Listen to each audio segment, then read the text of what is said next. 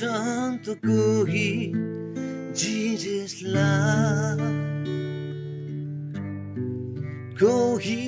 हिन्दू छ त कोही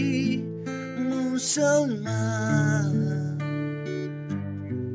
तर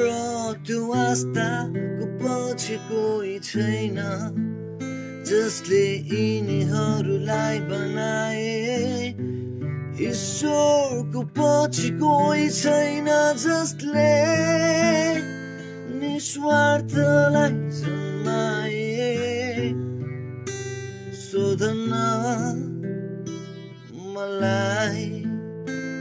कुन हो हाम्रो धर्म सोधन